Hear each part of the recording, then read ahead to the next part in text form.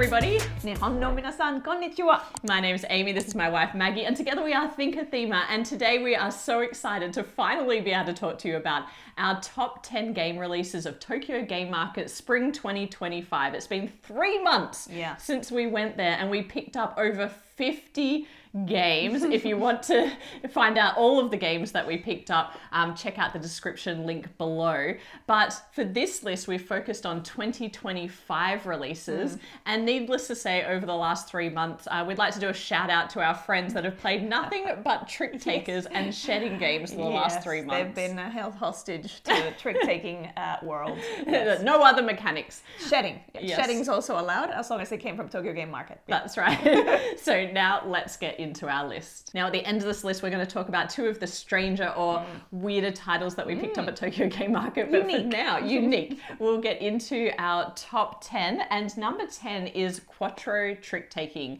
Now this game is actually by Taiki Shinzawa, who makes a lot of trick-taking games. You might know American Bookshop, Lose, Inflation, so lots of great games. But this one is really interesting in that all players have an asymmetric bidding condition. So for example, one person might be bidding on the number of times they're going to win tricks with different colored suits. Someone else is placing themselves under restrictions like not being able to use an odd numbered card to win tricks, and someone else is choosing other conditions that they'll need to meet. And so everybody's very focused on achieving their own objective. But what I like about this game is that you're also trying to disrupt everybody's objective because they're very public and they're quite simple to understand. So it's not like they're so asymmetric that you forget what everybody else is doing. So I really liked that. Interestingly, I liked this more than many people that that I played this game with. I liked it more than Maggie even, I think. It's an interesting thing of having these asymmetric sort of objectives for a trick-taking game. But yeah, like ultimately as we were playing it and you know, and sort of as it's sort of going around and you're kind of taking turns, I don't know if it just felt a little bit more almost like there's a bit of more disruption, and it just feels asymmetric the whole way through. And because it's asymmetric, it is a little bit harder to get new players into it immediately, because in that teach you're having to teach each of the individual ways of bidding, and then every round the players are going to swap kind of conditions for winning. So you'll get an opportunity to try them all, but it just adds that little bit of barrier in the teach. There is another Shinzawa title on this list today, so I'll talk to you about that when we get to it. But for now, that's our number 10, Quattro Trick Taking. Now, I'm also going to talk to you about our number 9, because this is a game that I just can't stop thinking about. It is called My Own Sunny Day. It's by the designer of Sumida River, which is a lot of people's favorite shedder and one that is impossible to get your hands on. So it's one of my grail games. But anyway, I was excited to pick this up, and it's super interesting. So it is a trick-taking game, and it has a fluctuating trump, but it's your individual trump card. And so at the beginning of every round, the first round, you have 4 umbrella cards that are in the middle of the table. And at some point during the round, you have to take one of those umbrella cards and place it in front of you. Now, the card does 2 things. Firstly, it gives you an individual suit that is going to be your personal trump for the rest of the round. Nobody else's, just yours. So you can win tricks by using that, that suit. And the other thing it does is it divides the timing of the round for you personally, because at the end of the round, you have to have taken the same number of tricks before taking the umbrella as after taking the umbrella. So you're thinking, okay, how many of this trump suit do I have in my hand? And then how am I going to play this out such that I get the same number of tricks before and after? Plus the other variable is that someone could take your umbrella. The one that you're counting on. Yeah, the one that you're counting on. You're like, I need that so I can win the same number of tricks in the second half, but now someone's taken it. So how am I going to pivot it? Now, what's interesting about this game is in the second round, you will start with that umbrella and you are shedding that trump at some point. And so you're doing the whole thing again, but backwards. So I've been thinking about this game a lot. I think the more that I play it, the more it will go up in my estimation. I was kind of just wrapping my head around the strategy of this, but it's one of the, I think like from a timing perspective, it's one of the more interesting trick-taking games that I've played. Yeah, it felt very much like a gamble as well, as you said, because sometimes, you know, you might be like, oh, okay, if I take up this particular suit at this particular time and that becomes my trump, then I'll definitely very easily win it. But yeah, you don't know. And sometimes, you know, 3 turns in a row, like all of the cards leave and you're left with this just one, the leftover suit that you're like, what am I going to do with this? Now I'm going to win every trick or something and it's ruined. Yeah, or like now I can't win any tricks, but I've already won 2. Because so I found that, the timing thing, which is what this is all about, really tricky to sort of wrap your head around. And sometimes almost like a bit hard to, like difficult to predict. So I think it's not one where I've nailed the strategy yet. Anyway, that is my own sunny day, our number 9. Now, our number 8 is a tiny little chaotic game called Anaphylaxis.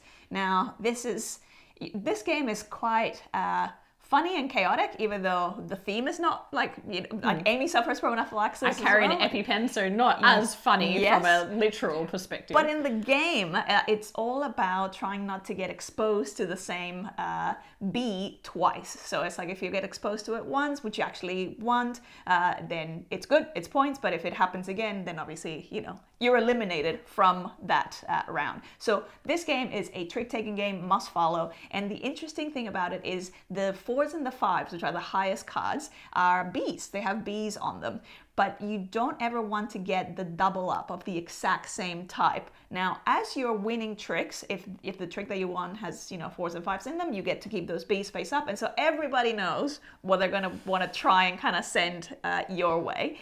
The other interesting thing with this is you can also pass. So you're allowed to pass up to twice. But as you're doing that, you're also sacrificing points. So if you don't pass ever and you manage to survive to the end of the round, you're actually going to get more points. The other thing is it's also incentivizing people to create that, to like dump the card that's going to make someone else boss, because that's going to give you even more points at the end. So it's got player elimination as the rounds can happen. No one's going to like that, but it is like kind of snappy, and so it's very quick. So you're only playing this as like one shot, one round. Yes. And so, you know, it's kind of funny, and it is a nice way to break up game night with something that's just so chaotic. I think one of my favorite mechanics is that you pass 2 cards to your right before you start a round. And that is really clever because it's playing into the idea of like, I now know that you've got these 4 and 5s. And if I have the pair that's going to be causing you a whole lot of problems, well, then you can kind of strategically give that to the person on your right. And then you know that it's coming. Another little thing that I forgot to mention is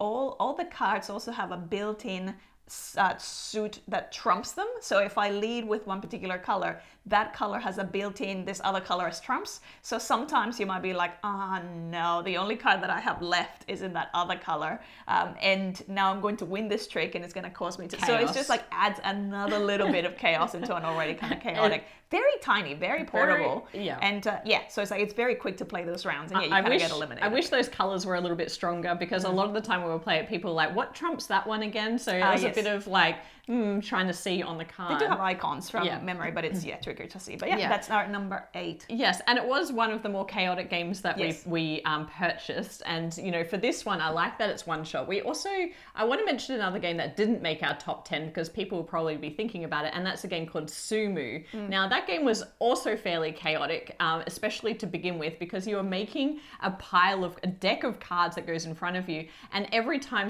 everybody plays a card, they are drawing a card up from another player's draw deck. The first 5 hands, you're essentially building the second part of your hand. And the reason why that's chaotic is for 2 reasons. 1, you don't know what you're going to get, so your hand is evolving over the course of a round. But 2, people are stacking that deck and bluffing a little bit with their bid, and you end up like not knowing who should I pick. So that was really interesting, but I found it a little bit chaotic from a strategy perspective. And so this one kind of leans into the chaos a bit more. This was fast. And you were thinking one round. You do play multiple rounds, but each round is very, very snappy. So even though there's player elimination, it's not like you're sitting there for hours going, I guess I'll go make a cup of QWERTY and like, nah, it's just very, very snappy. So yeah, that's our number 8, Anaphylaxis. Now, our number 7 is the game Lunar Trick by Tsukinami Iori, who's also the designer of Joraku, which we have 2 copies of and we've still never played. We've still never played it because it's hard to get, and so we got it, but we just haven't played it. Yes, so can't speak to that yet. But Lunar Trick is super intriguing because you have this sort of cloth board or mat that then you're going to be using to track the 2 faces of the moon. So the first trick is quite unique in that you're all playing a card face down, and that's going to determine where these 3 wooden markers are going to go, which will determine what the 3 suits essentially are going to be. So every game will have this very bizarre distribution of suits, and so it's between these 2 different phases of the moon, and then whichever side ends up having more like the 2 of the tokens in it becomes the trump side. So just as it's kind of complicated to try and explain it, it's the same when you're playing it, because you're like, wait a second, all of a sudden, number 1 might actually be the highest number in the trump suit, or like, so that first trick is all about deciding what are going to be the 3 suits and what determines the lowest and the highest within each. And then it's the kind of game where you're only going to, or you get the most points if you win either 1 trick or 5 tricks. And if you win 3, you get like, some points, but if you fall outside of that, you get nothing. And interestingly, the points that you're winning are these little wedges that will eventually become a full moon if you win 5. So it's essentially a race to 5. There's also these other cards in it that if you win a trick with it, that card by itself acts as an extra trick. So it might actually mess around with your like, oh no, I had it exactly counted to this or that. So yeah, it's quite a tricky game to wrap your head around and play. Very thinky. And it was interesting because the thing that I like most after playing it for a while is that first trick where everybody is essentially voting on where the cuts in, the suit, are going to be, but also voting towards what's going to be trump. And that actually became way more strategic the more I played it. I've seen reviews of this game where it's like the first trick is inconsequential. No, it couldn't be further from the truth. I think that trick is so consequential, and that's the mechanic part of this game that I enjoyed the most. It's just like, that's so fascinating that you're looking at your hand and then working out where do I want the distribution of cards to be in my favor. With it being a must follow, then all of a sudden you're kind of forced to play numbers in this little wedge of this whole cycle. So it's just so trippy. So like such a unique experience. I hadn't experienced something like that before. No, me either. Very clever, but it's more difficult to get into. So it's not as accessible. So if you're looking for a game that's quick and easy to teach, this is probably not it. This is a bit more heady, but people who appreciate very unique twists on trick taking, I think will enjoy this one. Yeah, so it's our number 7, Lunar Trick. Now, the next game, our number 6 is Quirkiest. I'm not quite sure how to say that. But this is the second Shinzawa title. I mentioned there was another one. This is it. And it is similar but different. So in the other title, Quattro Trick Taking, everybody has an asymmetric way of bidding. In this one, everybody shares the same conditions that they need to meet, and you are essentially betting on how many times you're going to meet each of those conditions. So there's 4 piles, then we're going to turn over a new card every round, and that's going to reveal 4 conditions. So for example, it might be win with a blue card, or it might be win with an odd card, and you're going to be looking at your hand and deciding how many times am I going to meet each of these conditions, and therefore how many tokens am I going to take and put in front of myself. And then every time you meet those conditions as you play, you're going to place those tokens onto those cards, and basically the idea is to fully get rid of all of those tokens and perfectly meet your bid. Now, what I like about both of these Shinzawa titles is that the game itself, the trick taking, is very standard, but it's this bidding mechanic that makes it really interesting. I like this one a little bit more because it's easier to teach because everybody is going for the same conditions.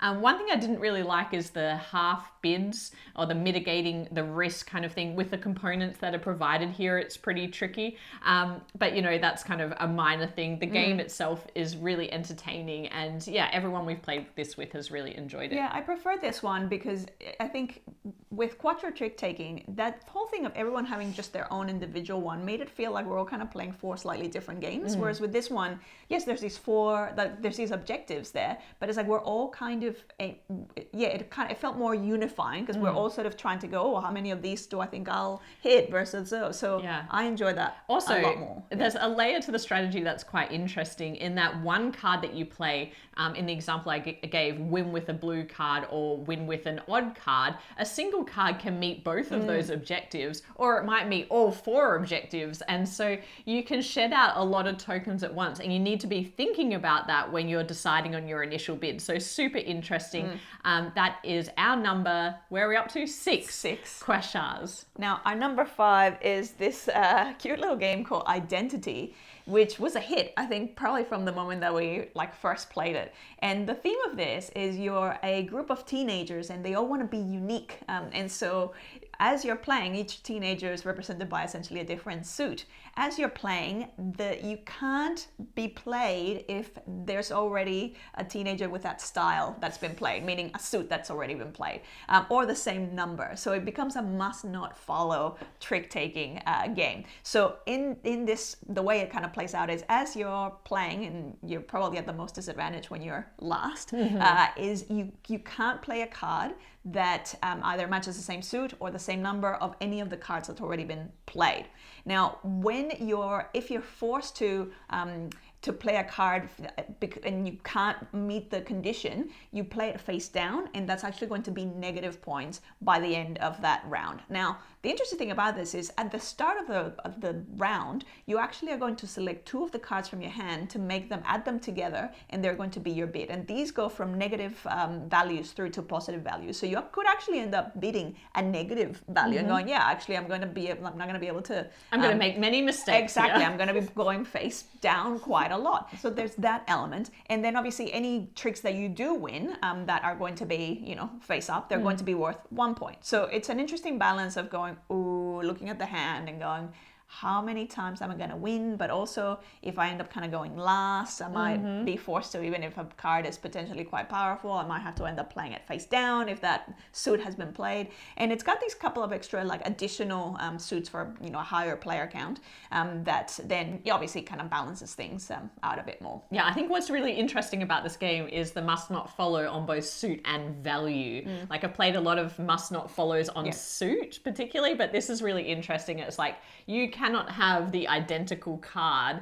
And sometimes I think that what's funny about this game, super simple, accessible. It's probably one of the lighter games on this list, but it generates a lot of laughter around the table because it's one of those games where halfway through the round you're like, oh no, oh no, and everyone's like, oh no. And I love that, the table talk that goes into, I really misread the room here. And it's one of those games where the first game you're like, I have no idea how it's going to play out. Let's just play it and see what happens. I can't really pick out a strategy yet. And then you start kind of getting better. And quite variable at the different player counts. We actually have played this at the full 6, and that is really challenging to gain control over the tricks that you're playing to lead. And it's really problematic if you're sitting right next to the person who's leading all the time, because it's most likely that you're going to be turning a lot of cards down. So it is fortunate that it is that bidding ability to go into the negative. So it's really interesting game. Yeah, that's our number 5, Identity. Okay, so now from one of the simplest games in this top 10 to one of the most challenging. Our number 4 is Final Binary. Now, if you watch the channel, you'll know that our favorite trick taker of all time is Nokusu Dice. It's a fantastic game that has a really clever bidding mechanic, while the designer is back with an extremely complex bidding mechanic.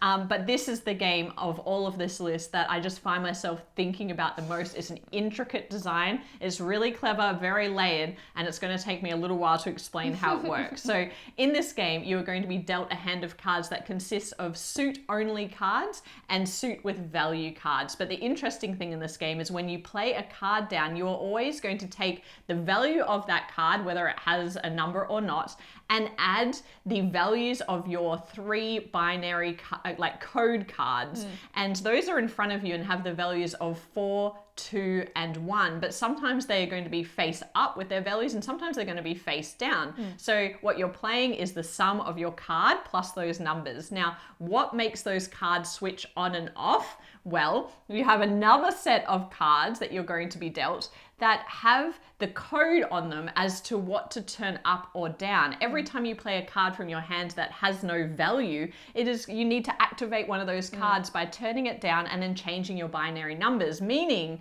that your ability to win and lose tricks is kind of really tied to the order in which you play these cards and the values of your cards that you're turning up and down. But that's not the only thing, because at the end of the game, the little card that you have remaining face up is going to be your bid. Yeah. So you're not only thinking about how do I turn these things on and off to make my card stronger or weaker, but also which one am I going to have remaining? And it's just so many layers of tricky. Yeah. But I love it. It's like it's the one that makes me feel most like a computer that's very bad at computing. That's just going, wait a second, so this is going to trigger this, which then is like interconnected levers, which is like, but then this and this, but then I also want to make sure that I leave this one. So there's a lot of cognitive exercise and aerobics that you're having to 100%. It is the crunchiest brain burner of a trick-taking game I think I've ever played, but it's the one that I've been thinking about a lot. Honestly, it would be maybe closer, it would probably be top of this list if it wasn't for the fact that it's going to be really challenging to get this to the table. It's not the easiest to teach. No, and it's certainly not an accessible trick-taking game. And then it has some really complex scoring, which I wish that because the game is so complex, the scoring would be a bit easier, but essentially what you get in terms of points depends on the difference that people are out from, the group difference between their bid and what they ended on. So there's like a little bit of maths involved in the scoring as well, which makes it even more inaccessible. But I love it. Will I ever get rid of this game? Absolutely not. And I think it is a triumph of design. Yeah. So that is our number 4 final binary. Now, for our number 3 is the adorable little oink game called Pedicate. Now, in Pedicate is all about how humans, bizarre humans, are going to see patterns where there may not be a pattern to be found. And so the way Pedicate works is you're going to be creating this lineup of 5 random cards, which is going to be a combination of 1 of 3 possible different animals, with wearing 1 of 3 possible different hats, and also with a number allocated between 1 through to 5. Now, in this lineup, there's going to be like a question mark card that then every player is going to have to decide what is the card combination, animal, hat, and number that makes the most sense to complete that pattern. There's no one correct answer, but inevitably, there is. and inevitably people are like, absolutely, there is one. So there is only one answer. Yeah. And so it's all about, obviously, depending on where that card falls, and then it might be there's a color, different colors, or the number patterns, or the combination of animals. And so every player has a full set that allows them to kind of create or craft any one of the possible combinations. And so in secret, everyone will kind of create what they believe is the correct animal combo to go for that, and then reveal at the same time. If you match with at least one person, then you're going to get points. And those points go up as the rounds go up, because then you're sort of getting into that hive mind, also because it helps with a bit of like catch up if you have been pretty crap at the earlier rounds. So this is one of those, it generates so much table banter. Yes. And so much like, wait, what? Why would you put that? Like how? Or like everyone's in sync minus one person for one round. Or if everyone is in sync, it's just the sheer joy of like, yes! Or like, it's just such a delight. It creates like, I really like this game for bringing tables of people together who may not know each other that well as well. Yeah. And I just love when you just have a connection with someone and you're like, yes, that was exactly what I thought too. And we're both winning together because you get points. And then you have, other people that are on the, sometimes I played this at my work and 2 people would always have the same answer that I would never have thought of. And I was like, how? And it doesn't matter how right or wrong you think they are, because they're getting points because they just think the same way. Yeah. And these are my favorite kinds. Like I love those number sequence puzzles. So what is the next number in this sequence is like one of my favorite type of brain kind of Bernie puzzles in like an escape room or something. So if you like that kind of puzzle, you'll really enjoy this game. But I think it's so much more about like defend yourself after you're the only person that why would you even think that? And I have really strong memories of this game playing with you know, some other content creators, but Naveen and I just got on this hive mind path. And so we were just doing, and we're like, how could anybody else have anything else? This is clearly the right answer. Sometimes you can have like two groups of people with different answers, but like if you match, like if both of them are matching, then they're still all getting points, and then it becomes a matter of like, well, of course is this one, and then it's like, well, no, of course is, but it doesn't matter. So it's like, it's just a fun, unique, light game. Yeah, it's one of my favorite Oink games of all time, actually. You know, we do love Drapolta, but I've found that this is such a crowd pleaser. We've played it at cons, I've played it at work. It's just fast, simple to understand, and it just creates those moments of connection that, you know, kind of outlive the game. And I love that so much. And the animals look so dapper. Oh, so cute. The artwork's so cute. So that is our number 3. Pedicute. Now, our number 2 game is a shedding game, and I apologize in advance because it's probably highly unlikely that you'll be able to find this game right now, but it is called Switch 2 by Modi. And interestingly, the designer of this game said that he wanted to leverage the hype that was around for the Switch 2. And so he themed the game as, you know, the Nintendo Switch. Obviously, never get the license to do this. But because it's just a small, you know, print run, actually, he was selling this in order to test it for the next game market. So I do believe there is a rumor that this game will be back, but with a completely different theme. So I believe he's working on it, and that's exciting because it's our number 2 for a reason. In this game, you essentially, you know, classic shedding style, trying to shed out your hand. But the interesting thing is, and this is really hilarious because the tokens do not fit in the box. They come in a separate bag because, you know, it's so tiny. They come with you have these tokens that have like a wild side up and a play kind of side up. Now, at the beginning of every round, tokens go alive. At the beginning of every round, you're having to predict how many turns it will take you to shed out your hand, and you are going to take the number of tokens according to how long you think that's going to take. And every time you play a meld down, you are going to have to pay a token in order to be able to play that meld. And ideally you want to end the round having no tokens, but if you run out too soon, you can no longer play, and you're going to have cards left over in your hand, and everyone else will continue play because you really messed up. What else is really interesting about these tokens is when you pass, or if you pass, you can choose to turn one of these tokens to the other side. On the other side is a wild token that you can use as part of your meld, as a card that goes into your meld to be able to play when you otherwise would not have been able to. But what's interesting is you still need to play a play token in order to play your wild with that meld in order to, you know, go into that play. Now, I think this is really interesting because it acts as a way of mitigating against a terrible bid, because you're thinking, okay, at the beginning, how many wilds do I need? How many play tokens do I need? And then it's that combination where you can get halfway through a round and be like, wow, this is not working out how I thought it would. But if people continue playing, you know, this particular type of meld, I can create a wild, and when it comes back around to me, because when you pass, you can come back in, then I'm going to be able to use this wild to go back in. So it's just really interesting, layered, but not too difficult to teach. Shedding game. It's very satisfying, that thing of like, how many turns will it take me to shed out? And then, it felt different as a bidding mechanism, because it's like, it's very rare to get a chance to bid on how many turns will I think it? And then having, as you said, having that wild alternative means it gives you a little bit of room to pivot and be a bit more tactical. So I enjoyed it quite a bit. There's a really clever part of the design as well, which is the way that cards can be played into a meld. So if you're playing the exact same number of cards into a set, basically it has to be higher, just like usual. But if you're playing +1 card and you can only add one more card, you have to be lower. And what's interesting about that is I think it makes the rounds go on longer, which makes the wilds more valuable. And so those little nuances in the design just make it come together in a really clever way. So if you are headed to Tokyo Game Market autumn, maybe check out what Modi is doing, and maybe we'll see this come to life. I don't know, maybe even under a publisher. I'm not sure what's happening with it, but it's such a clever design that I think you will see this again.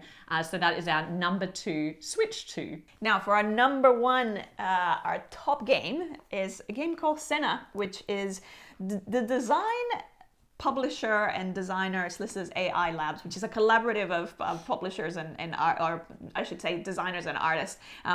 So no one individual is sort of singled out, but we can kind of try and speculate who it might be, but we won't. So in Senna is all about and having a dinner, and the different suits represent the different types of things that will lead to the drinks, the different types of drinks. Now, interestingly with this, just like when you're having a big dinner, you're mostly going to be interacting with the person on your left and on your right. And so it's a trick-taking game where you're actually playing as teams, teaming up with your ally of your neighbor on the left and your neighbor on the right. So it's similar to games like Between Two Castles and Splitto, where you're going to be trying to as you're playing cards, you're essentially going to be playing a card that is half on one side is the suit and on the other side is a number, and it's incomplete because it's only going to create a card when the person on your left has a card in front of them that then completes the number for your group, and then the other one completes the suit, and so that together, so you never have full control over what you're going to be playing on either side. So the other interesting thing about this is there's also going to be a poison chalice, which is essentially a type of condition that you don't want to meet. So for example, it might be you don't want to win tricks with this particular suit, or you don't want to win tricks, cards that have an odd value or things like that. And so you're able to, as you're playing your cards, you're not forced to play it in front of you. You can play it to someone else. So it's like, I'm just going to give this to you. Yeah, and that is key to the strategy. Yes, yeah. And then you're starting to kind of sabotage either what their suit with their partner is going to be, or what the number with their other ally or their other neighbor might be. So that just adds this. It's one of those games that it takes you a few plays to wrap your head around. A lot of plays. Yeah, but it's so intriguing once you start to kind of get the hang of it, because you're like, ooh. And again, your score is going to be the total from both your alliances. So one person has their own it is hilarious. Yeah. This game, the reason why it's our number 1 is just the amount of banter that goes on when you're playing this game, because of that like poison chalice and the shifting alliances. So maybe Maggie's on my right and I'm like, come on Maggie, we can do this. And then Maggie suddenly like does something and collects points on the other side. I'm like, hey, I thought we were in this together. Yeah. Well, that's it. I'm going to like add to your other side. Add to my other side. Yeah. And so it's quite funny. And the way that because you can play in front of yourself or other people, it just it always inevitably ends in errors where you're like, oh no, what have I done? Yeah. I just left myself open to that, and that person's going to take advantage of that and add negative points to my alliance over here. Yeah. And then the other person gets annoyed at you because you've done something wrong that's going to get cut. So it's highly, highly interactive. Yeah. I will say with this game, we've played it at different player counts. I don't like it as much at 3 because at 3, you're in an alliance with both people. Yeah. At 4 is so much more fun because now there's a person that's across from you where you don't have an alliance with them, so you're constantly trying to mess with them. Yeah, it plays up to 5 as well, I should say. So again, it's like just like having a big dinner, which is the word cena means dinner in Spanish. I don't know if that's what they were going for. I imagine. I think so. But the more people you have, then the more fun it is to like mess around and have that banter. Yeah, so this is one of those games that's both wacky but also just such an impressive design. So it'll keep getting to our table. It's easy to teach and hard to wrap your head around. Yeah, really hard to wrap your head around. What am I doing? But every person that we've played it with has just been like, oh, I want to play that game again, because it's so weird and unusual. And I think a lot of people will enjoy the twist that this brings to trick taking. So that is our number 1 of the Tokyo Game Market Spring 2025 edition, Senna. Now, of course, these are all great games. They all came out this year. If you're headed to the next Tokyo Game Market, hopefully we'll see some repeats of these games. So, hopefully that helps you start your shopping list. But we also want to talk about a few games that didn't make the list firstly. So there were 3 titles that we probably expected to get into our top 10 that didn't quite make it. I'll talk about the first one. The first one is the game Odyssey by Gionil, who we love as as a designer, but that game was probably a little bit simpler than some of his others and didn't just quite scrape into the top 10. It's interesting, but probably nothing there that, made us want to keep coming back for more. Yeah, the other one was A Fine Line by Leo, which it's like intellectually quite an interesting game because you're trying to sort of, it's got this sort of food and eating theme, but then you also don't want to overdo it. And so there's these antacid kind of tablet card, tablet, pills cards that then allow you to kind of remove some of that food. And it was kind of intellectually interesting, but a little bit too complicated or kind of convoluted for accessibility exactly around the table. The game almost wasn't enough to compensate for the teach required in Fine Line. But really intriguing. And the third one was a game called Quintet, which was actually, one of my most anticipated games as well, because the designer is the designer of Lone Wolves, the two-player trick-taking game that I absolutely adore. And that one, to me, had an interesting concept in that you're collecting points and trying to make sets of that sum to 5, and then any cards that are above the number 5 are kind of collected and become your negative points. But it would just, it just wasn't as fun as I expected it to be. So unfortunately, that didn't make the top 10 either. But we want to end on a high note because there are 2 games that we picked up at Tokyo Game Market that, not one of them is actually not even a 2025 game, but so interesting. Bring them both out. Okay. So the first one is Cops and Smugglers. This one. This is a 2-player only game that comes with 2. It's a little. It comes in a little travel case because what you're trying to do in this game is one person is playing as essentially border control and the other player is playing as a smuggler, and you have little items that you are trying to hide in Play-Doh, in this clay, and put onto the inspection belt, and then the other person is trying to guess of the 6 items that are there, which ones have contraband in them and which ones they can let go through security. And it is pretty hilarious. It comes with 2 little sticks, and as the inspector, you do get to stab the item to see if that helps you predict where things are. It's just silly. It's very silly. It is silly. I recommend that you purchase it? No, not necessarily. It's you could essentially make it with items around the house. But I mean, the case is really adorable. It's so cool. The theming is so clever. And, there was a lot of buzz about this game because of just the ridiculous theme that you would only find something like this at Tokyo Game Market. Such a quirky presentation. And just idea overall. And it is funny because it's like, you're kind of like trying to trick your opponent into like, will they think that it's this item or that item? So that's the first one. And then the next one is, it's upside down. Ruby Eye. Millionaire, essentially. So Ruby Eye Daifuku, which is like, rich person. And so this game comes with red glasses, kind of like the glasses they're kind of almost like the 3D type glasses, but they're just red. And so what happens is the cards that you're playing, they have sort of a version of, they have 2 types of numbers on them. There's the numbers that you can see without glasses, and then the ones that you can see when you have the glasses on. The whole idea of this is there's going to be things that then trigger a try. If a try is successful, which includes a rolling of the die, then everyone around the table has to put on their glasses or take them off, whichever is sort of the opposite of what it was. And now all of a sudden we're playing with different, like the cards in your hand now have a different number because you're looking at the red numbers, and even the cards that are on the table that you're trying to beat, because it's a shedding game, they also have a different number. And so what we found is like it's a very clever concept, but I think we're too old. I got immediately sick, like just motion sick and just like headache. As soon as and all of our friends did as well. They were like, I feel sick, what is happening? And it was really hard to like read the cards, even with the things off, because they've got the hidden numbers in them, they have to have this like red overlay. And I'm like, even with them off, this is hurting my eyes so much.